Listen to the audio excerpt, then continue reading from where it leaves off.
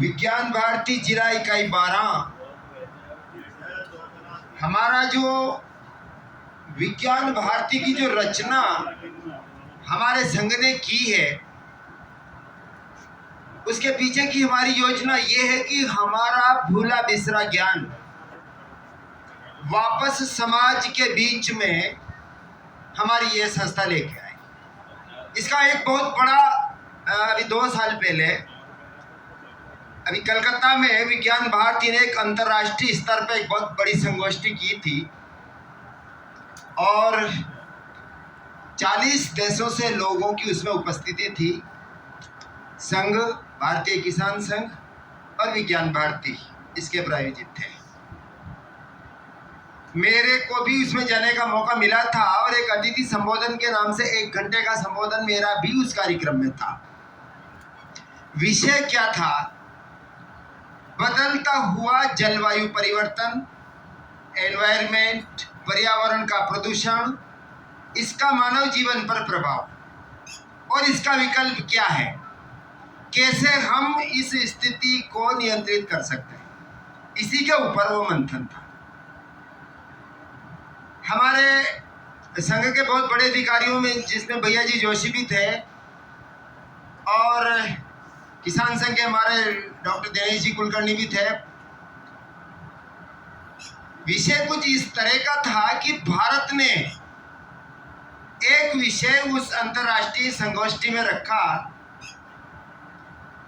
कि पंच तत्व का संतुलन बनाए बिना हम एनवायरमेंट को नियंत्रित नहीं कर सकते।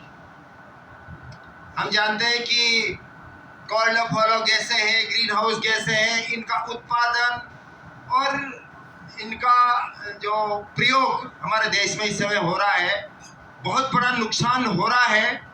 मगर कोई भी देश जिसकी आर्थिक इकोनॉमी इसी के ऊपर टिकी हुई है, वह देश कभी भी जलवायु परिवर्तन के विषय को लेकर एक बहुत गहरा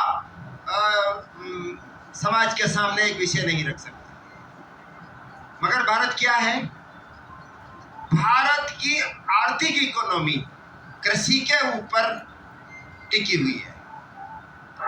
हमें बहुत ज़्यादा आवश्यकता नहीं है कि देश के अंदर इतने बड़े उद्योग धंधे लगे, इतना कुछ है। हमारा देश आज भी उस जगह है और इसीलिए इसको कृषि प्रधान देश कहा गया है। और इसी कृषि प्रधानता को एक नियमित, एक संतुलन में रख के और हमने जो एक अपना बाजार वास्को डी गामा के जरिए यूरोपीय देशों में पहुंचाने का प्रयास किया था और इसके बदले भारत का जो उत्पादन था, जो मसाले थे दक्षिण से गुजरात की सीमा से लेके, और ये मसाले किस भाव बिकते थे? यूरोपीय देशों में काली मिर्च का बाजार, जब वास्को डी गामा यहाँ से लेके गया, काली मिर्च का बाजार वहाँ के व्यापारियों को, भाई किस भाव आप ये मसाले बेच रहे हो? तो उसने भाव क्या तय किया था?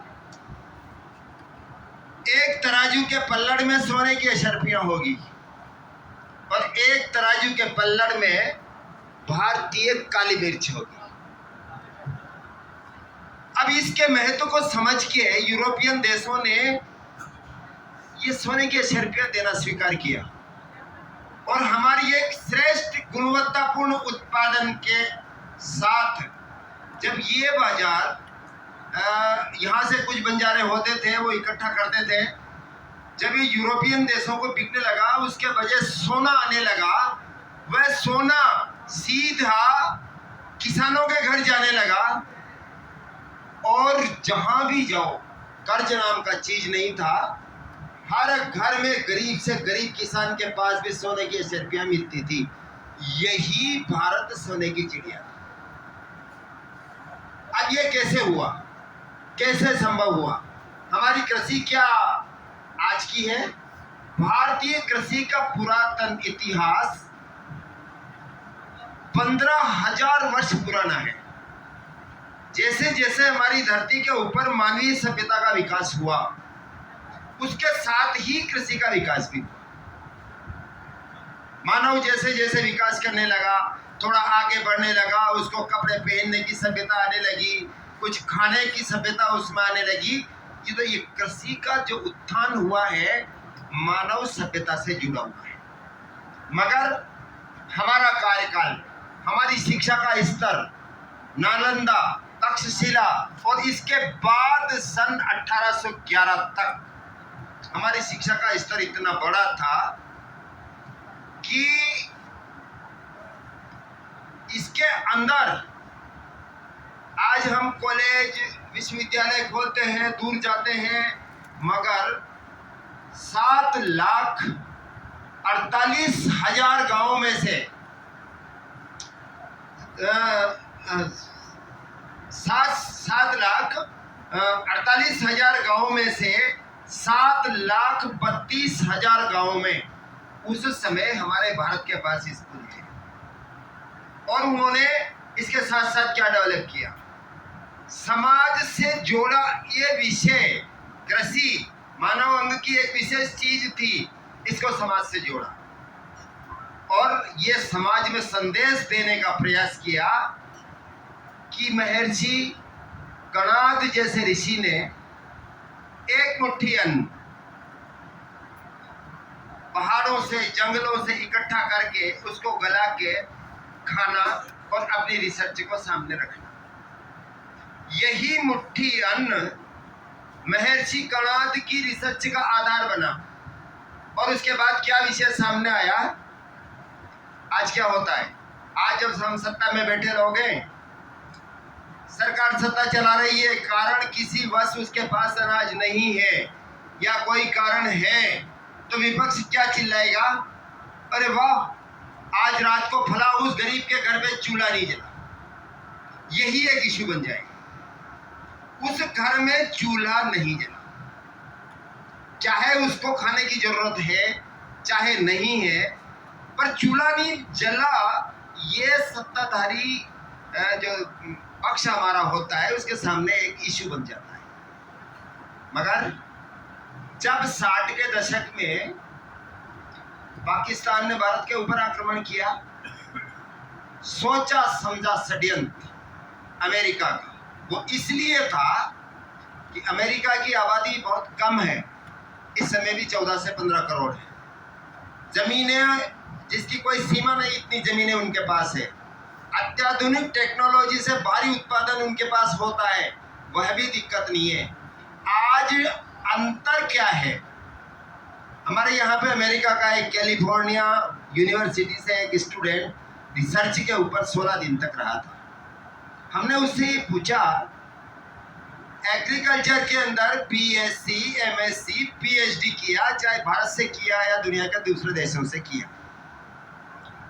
कुछ अच्छे रसूखात वाले जो स्टूडेंट है वो है, या आरक्षण वाले स्टूडेंट है, एक बड़ी जॉब के ऊपर चले जाते हैं और वो कृषि को किसानों को एक सुझाव देते हैं कि अब आपको कृषि इस तरह से करना है।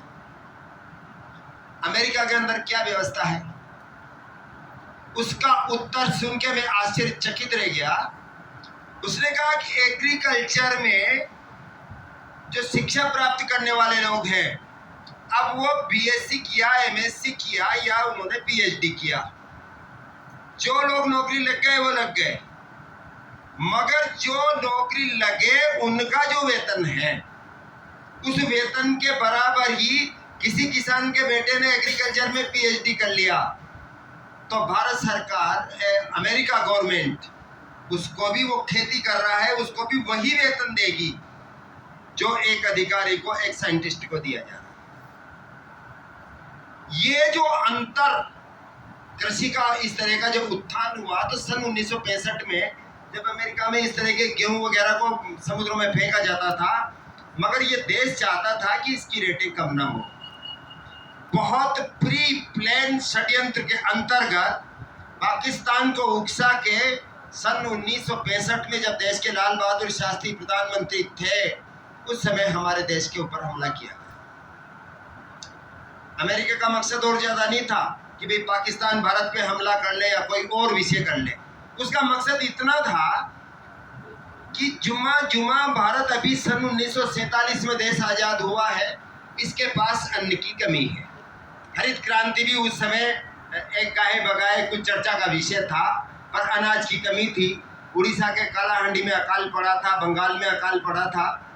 और भारत की सेना जब युद्ध क्षेत्र में लड़ने के लिए जाएगी तो उसको बड़ी मात्रा में अन्न की आवश्यकता पड़ेगी, तो भारत को अमेरिका से अन्न मंगाना पड़ेगा। बस इस चाह में भारत और पाकिस्तान का युद्ध हुआ और प्रथम दिन ही अमेरिका के राष्ट्रपति ने लाल बहादुर शास्त्री को मैसेज किया कि आपको चिंता करने की आवश्यकता नहीं है, पाकिस्तान एक छोटा सा राष्ट्र है, आपकी सेना युद्ध करे।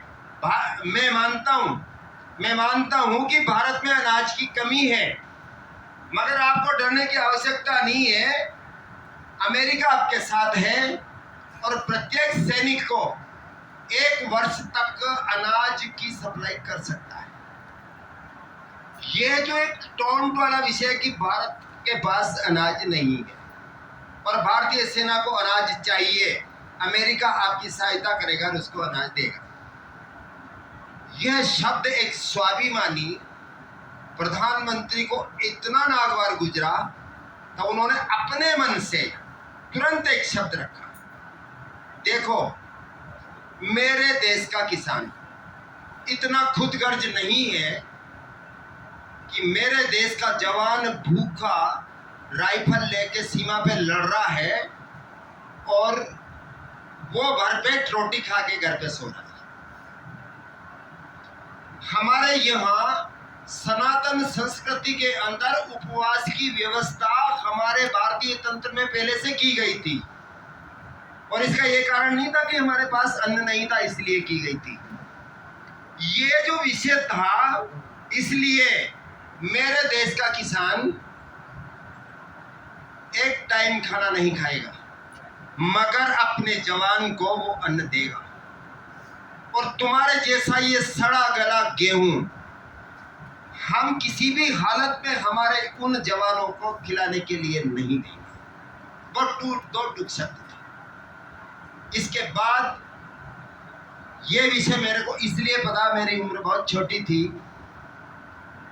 रेडियो पास में रखने का शौक था, विविध भारती रेडियो स्टेशन के ऊपर इसका प्रसारण हुआ था। उसके बाद प्रधानमंत्री जी ने वक्तव्य के आधार पर बोला कि मैं अपने कमीज की ये झोली फैला के इस देश के किसान को आह्वान करता हूं कि व्रत कर ले, उपवास कर ले, पर मेरे देश के जवानों के लिए अन्न की व्यवस्था करें। इतना मार्मिक संबोधन था। दूसरे ही दिन पूरे देश से जो भी खाद्यान्न था बड़ी मात्रा में है ना ट्रकों में लोड होकर सीमा की तरफ जाने लगा। उस समय उनके आंसू आ गए।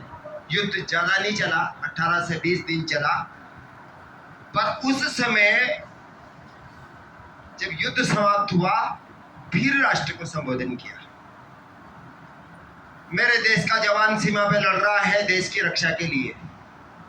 किसान अपनी धरती पे उसका पेट भरने के लिए एक युद्ध जैसी स्थिति में काम कर रहा है, धूप में, पानी में, सब में, मगर हमारा देश का किसान भी जवान से कम नहीं है। इसलिए आज के बाद मैं एक नया नारे का पदार्पण करता हूं, जब जब देश में जवान का नाम लिया जाएगा तब तक उसके साथ जय के साथ किसान का नाम भी लिया जाएगा। जय जवान जय किसान का जो नारा था, ये उस समय हमारे देश के एक बहुत गौरवपूर्ण प्रधानमंत्री ने ये नारा उस समय दिया था। तो ये हुआ एक स्वावलंबन। हमारी कृषि का क्या है, जैसे जैसे 1811 तक इंग्लैंड जैसी की धरती के ऊपर शिक्षा का इतना बड़ा प्रसार नहीं था। हुआ क्या, भारत में शासन करने की वजह से अपनी जो मातृभाषा थी, जो अंग्रेजी थी, उस मातृभाषा को उन्होंने हमारे देश में थोपने का प्रयास किया। उस समय भारत में 7,48,000 गांव थे। उस समय भारत में 7,32,000 गुरुकुल प्रत्येक ग्राम में चलते थे और यही शिक्षा का एक माध्यम था। और उस शिक्षा में क्या सिखाया जाता था? जवान हमारे देश की रक्षा के लिए मर मिटे, किसान ऐसी खेती करे जिसमें पर्यावरण को बचाया जा सके, धरती माँ को बचाया जा सके, पानी को बचाया जा सके और हमारे पंच तत्वों की रक्षा करते हुए एक त्यागपूर्ण कृषि जो पूर्ण स्वावलंबी हो, आत्मनिर्भर कृषि की रचना उस शिक्षा में शामिल थी।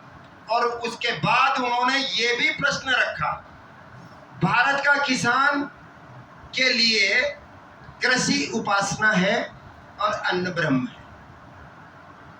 ये एक एक विद्यार्थी को हमारे गुरुकुल में सिखाया जाता था और यही वो कारण था, उसका अंश आज भी किसान के खून में दौड़ रहा है कि बहुत स्पष्ट दौड़ रहा है कि किसान खेती को छोड़ना नहीं चाहता, किसान खेती को छोड़ना नहीं चाहता। आप देखो, बीमा कंपनी वाले बीमा नहीं देते हैं, फसलों में नुकसान हो जाता है, एक टका सा मुंह घर पे जाता है, बेटा फसल में नुकसान हो गया, इस साल हमें कुछ खर्चा कम करना पड़ेगा। पर ये सारे ठीक रहे वो किसान सरकार के ऊपर नहीं फोड़ता है। और जब समय आता है, मानसूनी बरसात आने लगती है और उस मानसूनी बरसात के साथ ही किसान सब कुछ भूल के इस बात को भी ये भूल जाता है कि पूरे देश की 140 करोड़ जनता का पेट भरने की ठेकेदारी मेरे अकेले की है क्या? जबकि हो क्या रहा है, अन्न की कमी का जो ढिंडोरा पीटा जा रहा है, भारी मात्रा में एक गलत नीतियों के कारण महानगरों का विस्तार। आपके 12 में कितने गांव हुए होंगे, पर कोटा में ही 16 से 17 गांव लील हो गए।